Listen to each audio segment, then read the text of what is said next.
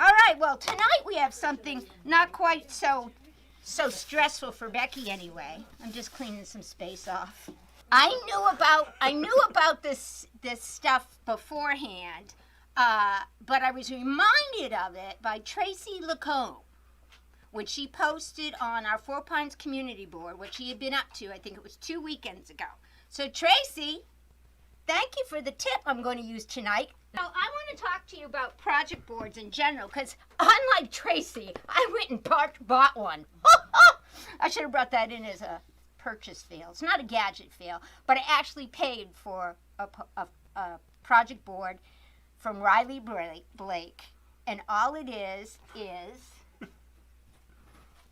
this poster board that you get with a foam core in it and a piece of batting on it. Yeah. And then they take binding, fabric binding, and they apply it all around the edge to make it pretty. And in fact, Tracy had done that to hers. So she sent me to the Lori Holt has a video on YouTube that maybe we can link to. And Lori Holt designs for Riley Blake, so Lori Holt probably has a video where she shows how to make these. What she does is she takes these either jelly roll strips or, binding strips or whatever, these 2.5-inch strips.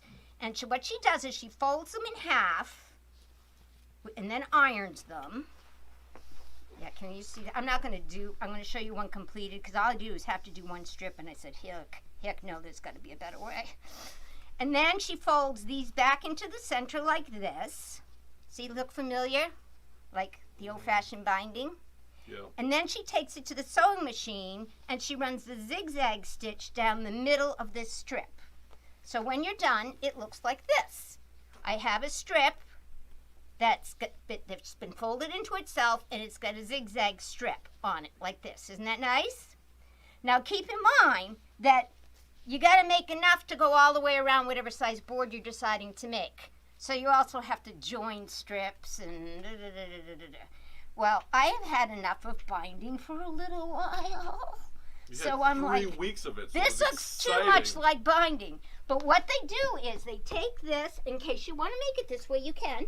They take a glue gun, and by the way, I love glue, but I don't like hot melt glue.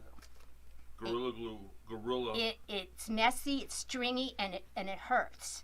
So this is. If you don't get it all over you. Well, I do, Brenda.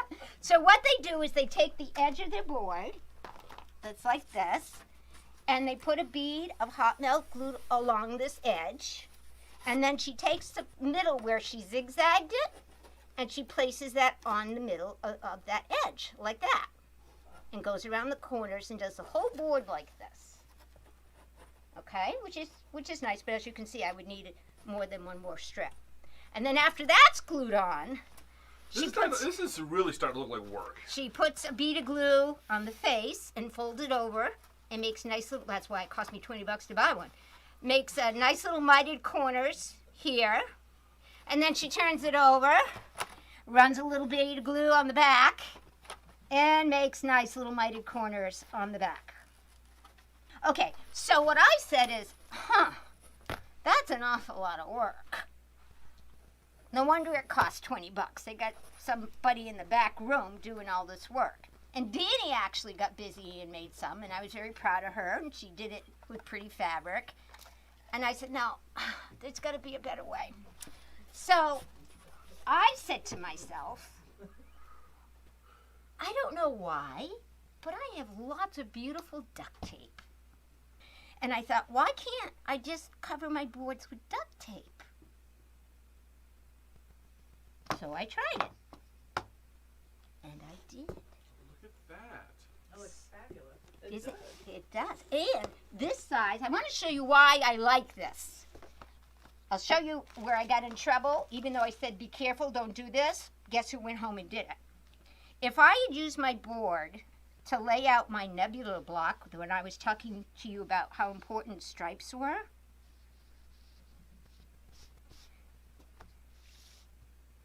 see, you put your block down and you go, oh. See, you can lay out all your pieces. That's why I needed this size. You can lay out all your pieces, get organized. You can even stack your boards up. That's why don't put it on both sides. Don't put batting on both sides. This allows you to stack your boards up and even transport your stuff on the board as you're piecing it. See, look. Is that cool? See, now everyone's gonna. So why are these? And I've got different sizes. Okay. By the way, this size, the Kimberbell pillows. Instead of putting everything in little baggies, you stack their blocks up on here, and use the Kimberbell tape, which I forgot. You can write on the Kimberbell tape, so you can put your Kimberbell tape right on the block, and it'll say what the pieces, all your pieces. Just put your pieces on here. Say what the pieces are for. Firehouse, welcome sign, whatever. Stack them up. Boom, boom, boom, boom, boom. You're good to go.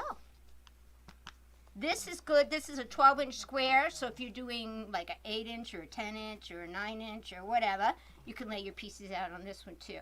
So these have become my favorite sizes. But you can make any size you want, and we're going to show you how. Here's the beauty of them, though. Seriously, I'm going to use Nebula as an example because this is when I really said, okay, I need to lay these blocks out. This is driving me nuts. Now, I've got 6 this size, so I can lay out many blocks. But you can see when you get all your pieces to a block like this, before you even start looking at how you're sewing it together, you can look at the picture, which, by the way, there is a mistake in month 4. I should point out the directions do not match the picture when you go to sew it together. They do not. There is a mistake in the written part of the directions. I recommend you... That's like a trap to catch men. Because you know they're just looking at the pictures. Well, the picture's right. The picture matches the finished quilt. Not to say it's wrong if you follow the written instructions, but it isn't going to look like this. And I don't know how it lays into the big quilt. But regardless, I can just take my pieces and I can start laying. Well, I could if I sorted them correctly. But the beauty of this board is you can literally start. I'm not going to bore you with all the pieces. But you can see how easy it is to just... I don't have the right stuff here. But you can see how I can just put my little pieces on my design board. This is not the right pattern, right configuration because I don't want her mad at me. But pretend it is. See? And they stay right there. And then when you get to the directions and you start sewing, she'll say, sew this, sew this, sew this. Sew it and put it right back where it came from. And that's the beauty of a design board. Beautiful ability to help organize. But I wouldn't want to go pay $20 a board. I got one. And then I said, that's enough. So... Now, where do you get this foam board at? Well, the cheapest place I found it, it comes into like an 18 by 20, which this piece is a little bit bigger than that because I couldn't get in. I used mine all up and forgot to save a piece for the show. So I had to run out and get a different piece that costs more money. Don't do it. Michael's is and probably Hobby Lobby. I don't know what Hobby Lobby's price is, but Michael's with a coupon. I think it's $2.99 without your coupon. I think the dollar store has it. At the dollar store. Danny says go to the dollar store on Sunday. She'll show you where to find the foam core board. I'm thinking just because I like Home Depot, get 1-inch foam insulation, then you can stick pins into it pretty readily. 1 inch? Yeah, the 1/2 inch. Or 1 inch? 1/2 inch or 1 inch? One Well, inch. if you Because can if you cut go- it, cutting it, you have to be able to cut it nicely. Yeah, you can. But I'm just saying, because then you can stick pins into it really nicely, too. Right, that's true. On the other side, I don't know. It's just a thought I was having. I don't need to stick pins in And plus, mine, I get to but go to Home let me Depot. show you what we're gonna do. We're gonna show you what to do.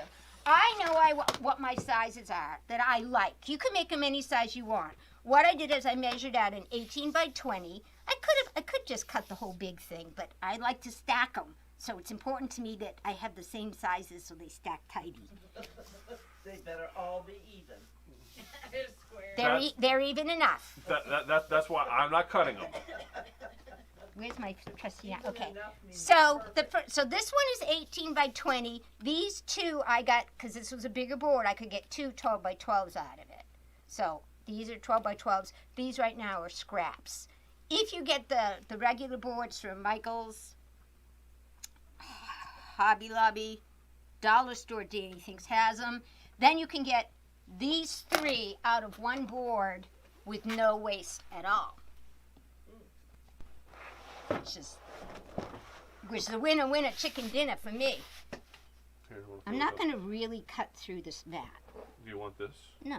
Okay. I'm not going to go all the way through. I'm going to show them. Don't go all the way through. Okay, well, she was making me nervous because I know. because You didn't want me to do this an on... utility blade on a self-healing mat won't and will. I'm not going all the way down to the mat. See what I'm doing? You're just scoring it. Very lightly. Very lightly. Yes. See that? Yes. I have not touched your mat. That's fine.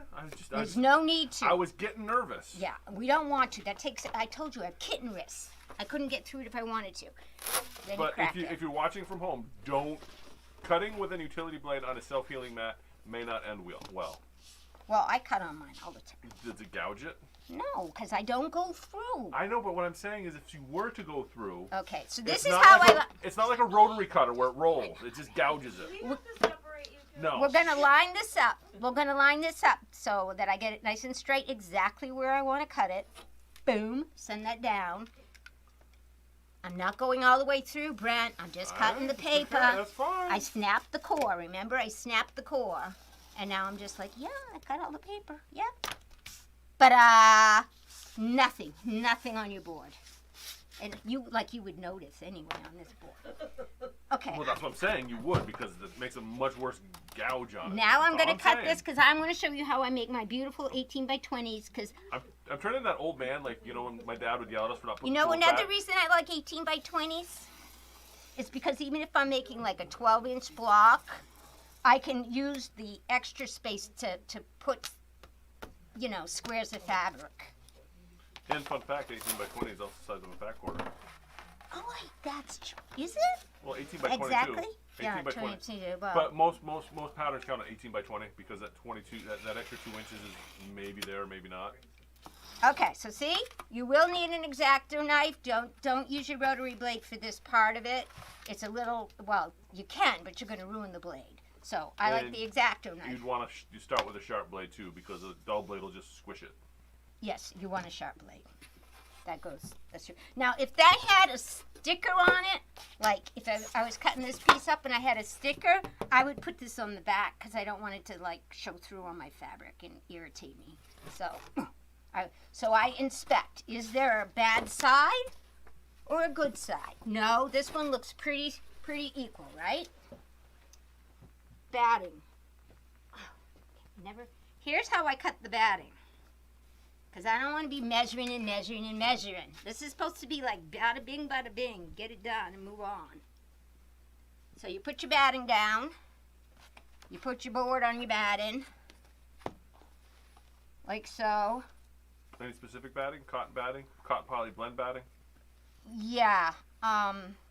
This is a cotton poly. Yeah. That works fine. It looks like an 80-20 blend. This is That's what I was asking. Orient Dream. So that's bamboo. Yeah. So, I mean, So it's not a big. just don't use that polyester Yeah. So you stuff. want like a low loft batting. Yeah. Yeah. Okay. Yeah. Okay. Just asking for our viewers at home. Right. We have what, 6 people watching? Okay. So now what I'm going to do is I'm going to rough cut this. They're all celebrating St. Patrick's Day. Well, the sun's out. Nobody's gonna I watch know. this. We're going to have a problem with the 6 o'clock once the weather gets nice. Well, they can watch it tomorrow. Well, you know. So you just eyeballing that off the edge? Yeah, there? I'm just rough cutting it right now. Just rough cutting it. I'm not getting picky right now. I don't want to be picky. It's a piece of scrap batting. Okay? Boom. Now, what I'm going to do is I'm going to take my board, and you know I like to play with glue. And I've tried 2 different ones. The big thing is I want it repositional. So these are 2 repositional spray glues. We're not going to use a lot. But this allows us to get the batting nice with no wrinkles and, you know, you don't want to iron it, anything like that. So pick a repositional spray glue you like. You probably could even use the 505. But in my craft repertoire, I had all this stuff. Isn't that sad? I mean, it's Elmer's. Why am I always shaking in here? Whatever happened happened to that shake weight thing? Do you remember the shake weight from a couple years ago?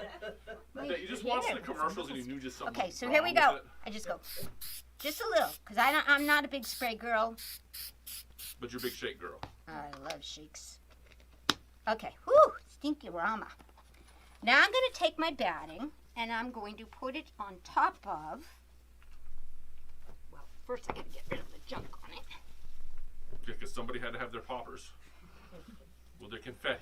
And I'm just going to smooth it down. See how it gets nice and perfect? Making this look so easy. I know, well it is. Isn't that pretty? Now, if you wanted to be done, you could be done. You actually could just say, I'm going to trim the extra batting off. I glued it first because when I went like this, there were some wrinkles, right? So I didn't want to trim it exact, but now I do, because now I know it is now stuck to my board. So now I'm just going to take this is a 45 millimeters, probably the smallest you can use because of the thickness of this foam. You would probably, if you went up a notch, 60 millimeter. Yeah, it would be, but I don't have one, so this one does work. You just glide it right along.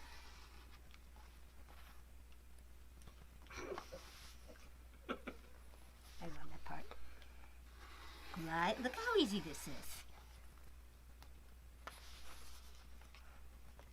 And you see how fast I can whip these out? I mean, I'm gabbing all the way through. I know. I mean, imagine If you knew you wanted 6 of these, you'd go like... A little sweatshop full of leprechauns, $20 a whack. You'd be a millionaire. So some people would some people I paid for one, and it was only 12 by 12. It wasn't even this size.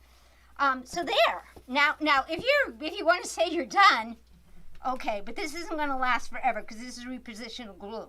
And the reason I use repositional is if I had made a mistake and I had a little kink somewhere, I still got time to pick it up and fix it. And that would probably be the benefit of using an 80-20 blend, because a straight cotton blend without scrim would probably stretch and pull. Too much? Yeah, an 80-20 blend would probably be much easier to manhandle. Now comes the duct tape trick. This is hard to pull off. What I did, oh no, I forgot a step. Because you know Becky is like a little OCDC. Which I can't believe that the way you just put that tape back on that roll. I'm going to take it off. I'm not OCD, and that's driving me nuts. Okay. Well, this will really drive me nuts. Okay. I want my edges to be just so. No, you're not going to. So, I mean, some people will just guesstimate, but on my big boards, I like 3/4 of an inch. So I have a friction pen here, which means that it can be removed with heat, but you're not going to see it when I'm done. I'm actually measuring over 3/4 of an inch. Also, as a tidbit, friction pens, do not use them on dark fabric. Why? Because I actually bought a white one. The friction, the pentite ones, if you use them on dark fabric. No, Clovers. I'm trying some Clover Okay, I'm ones. talking the original ones that you were buying at Staples Okay. and get removable. Oh yeah, no. They were actually friction. Like this one is a Clover one. Friction with an X in it. Yeah. If you were to use that on dark fabric, though, it would actually bleach the fabric where the pen was at, whatever they were using in it. See, Clover just came out with a well, I don't know, just came out, but I saw it and I had a coupon. And you know me with my gadgets. Oh, now I want to try this out. So, they come in all different colors. There's like 6 different colors, so depending on your fabric color, you just pick a different color pen. So this is the first one I'm trying. So far, so good. Well, I'd be like to try it on because I want to scribble on a bunch of fabric. And it disappears with heat, right? Yeah. Yeah, try it on some dark fabric and see if it. Okay. Because the big ones would actually leave a mark. That's kind of weird. Okay, I did screw this up, Becky. Now, why is it called duct tape? Because it's made out of the feet of the things that quack. Well, there's a controversy here. You know that, right? No. Some people say it's called duct tape because it was used cotton duck originally. Others will argue it's called duct tape because it was originally used to tape up ductwork. Oh! It was used. It still is, actually. Yes. Okay. So some people say that's why it's duct tape. So just so you know, this takes longer because of Brent, okay? At home, it would not take this long. I am now applying it with an overhang. And I'll show you why. But all I'm is sticking this little stuff about a half an inch overhang. Notice I'm not being really, but look, on my line, tipping it up, pressing it down, coming along, coming along, coming along. Here's where I want my overhang. Like this. Press, press, press. Push this down. You see that? I'm pushing this down. These little ears are coming off. But this piece I want down. You left your dog ears on there? No, they're gone. We're cutting them off now. Goodbye. They're just going to be in the way. Oh, I just know how you feel about dog ears. I know, I hate them. Do opposite sides, okay? So I'm going to do the opposite side of this one. I do the long ones first, but obviously if it's a square, they're all the same. See that repositional sticking up a little. So now I'm going to do the same thing on this side. I'm going to overlap a half an inch. And if you really want to get, you know, like if you want your flamingos to all go the same way. Oh, they go both ways. Okay, good. We don't have to worry about it. With the palm trees, they only go one way. So I had to actually make sure my palm trees went the right way.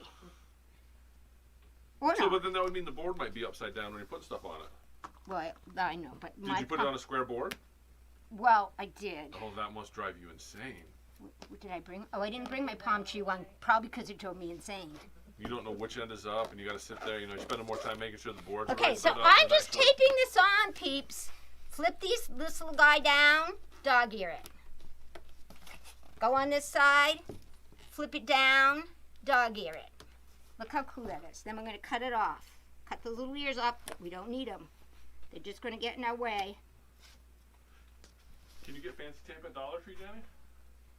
I have not looked. I will have to look. You can get fancy tape. And you don't need fancy tape. I happen to have fancy tape. I just think it looks way better than All the right, little tape. now, these are the two long ones. And look how I have, these little edges are covered now, right? Because I did that little hang.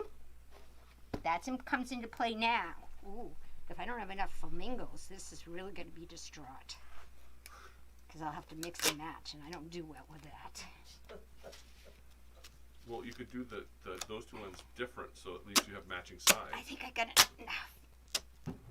Oh, man, I don't know. This is going to kill me. This time, I'm not going to overlap it. This time, I'm going just to the edge.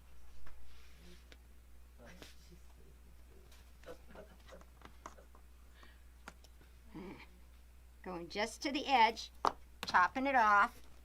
Now when I fold this one over, I don't have to worry about the end because see, it's already covered from the little one I folded down. Nice. See? See? That's so See? professional. On that side I didn't do as well, but that's okay. It's still good. And then let's see. Any bets on whether I have enough? I don't know. You're fighting with that. I would say no. Well, oh, Becky, this is really going to bother you. Give that board away. Leave it here. Frank can use it. All right. No, save it for 20 years, and when you're famous, we can. I'm going to go find some more flamingo And you and, can- cover you this can- piece. That's what I'm going to do. eBay it, you know, from the original episode, Leave it here for your next. and it'll show up on Pawn Stars like Well, at 20 years least from this now. coordinates. Maybe I'll just do like you said. And do it'll, that it'll side show up on over. Pawn Stars 20 years from now, and they'll be like, "What's the provenance of this design board?" Hey, so this board is going to cost me, I don't know, less than $2. Well, if I was Big Rick, you know, what do you think it's worth? You know, we'll have to negotiate. $20. It's worth $20, according to Riley Blake. And there it is. Very nice. That was. A lot I like the pink on top. Yeah. Well, or bottom. Yeah, but I Or like side. I like that. No, But I like, here, really, guys, let's say you're going to, you know, you're bringing your blocks in to class or a retreat. I hate it. My sister just returned a quilt to me that I didn't finish, and I had it all organized, and she returned it a mess. I have to sit there and figure out all the pieces again. But this time I'm going to use my boards.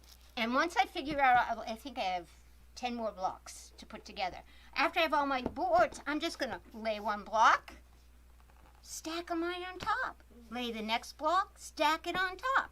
And then you can use either a huge rubber band or a scrap of fabric, guys, to tie it up. The scrap isn't quite big enough. So when you go off to quilt retreat, this won't fit in that, but the 12 by 12 will. No, who's gonna say the 12 by 12? When you go off to quilt retreat or you're coming into a class, your pieces are all organized on your boards. How many times have you had to tell? Okay, the baby quilt, calling it out. The baby quilt with the panel that's got the half square triangles and the quarter. Yeah. If you don't look at those directions carefully, you will end up putting your triangles on the wrong way. And then you think you got it. You think you got it. You go to your machine. You think you got it. You sew. Then you go to press it and you went, oh, I was supposed to sew that edge, not that edge. It's not the way our brain wanted to go. Put them on a project board. Lay them out on your project board. Take the board to your sewing machine and just flip and sew. Flip and sew. No more those, oh, why did I do all those wrong? And that's why I love project boards. That's a neat idea. That really is. Thank you. So is that a turbo tip for the night? It's both. It's everything. It's everything all in one. Okay, it's our St. Patrick's Day special. Yeah. And it's all thanks to Tracy sending me down my rabbit hole again, thinking, how can I do the boards and do them a little bit better? In my opinion, easier, faster, and inexpensive. And if you use gorilla tape, it would be way more manly. You can get this stuff. I got some camo. You get, it looks like steel. Yeah, but you plates. can't say you did it with gorilla tape. If you put gorilla in the name of anything, and it makes it awesome. Okay. Well, you can get whatever you want. There's a ton of stuff out there. It's not expensive, and the boards are cheap. And Flex steel? Would Flex steel work? that's too expensive for this. You don't need Okay. Flex Seal. No, Okay, you Flex don't Seal. need Flex Seal. No. So anyway, that's it. That's what I got. All right.